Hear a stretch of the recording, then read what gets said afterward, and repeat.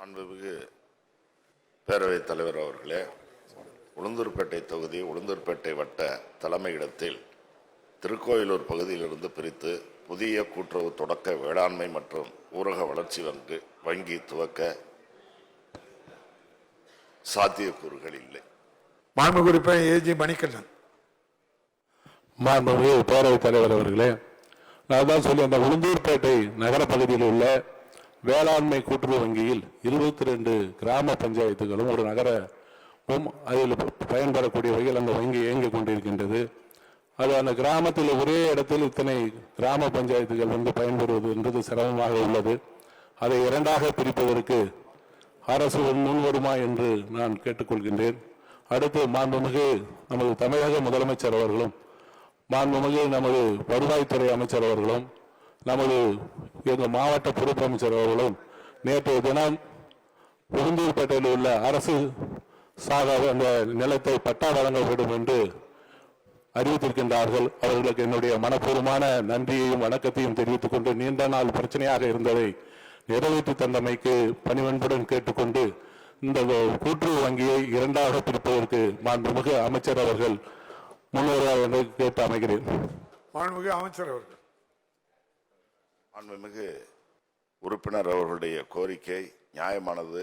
ஆனால் அதே நேரத்தில் இந்த கூட்டுறவு வங்கிகளுடைய சேவை குறிப்பாக கிராம பகுதியில் இருக்கக்கூடிய விவசாய பெருங்குடி மக்கள், பொருளாதாரத்தில் விளிம்பு நிலையில் இருக்கக்கூடியவர்களுடைய பயன்பாட்டிற்கு மிகவும் அவசியம்.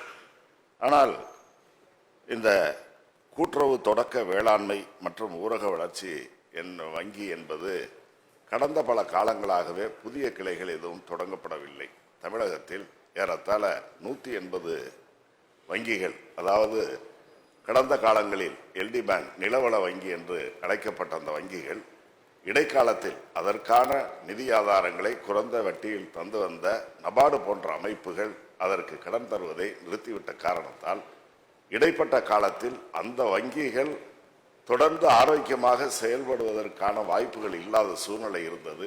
இப்பொழுது மாண்புமிகு முதலமைச்சர் அவர்களுடைய தலைமையிலான இந்த அரசு பொறுப்பேற்ற பிறகு முதல் கட்டமாக அந்த 180 வங்கிகளையும் புத்துயிர் ஊட்டி ஆரோக்கியமான நிலைக்கு கொண்டு வர வேண்டும் என்று முனைப்போடு செயல்பட்டு வருகிறோம்.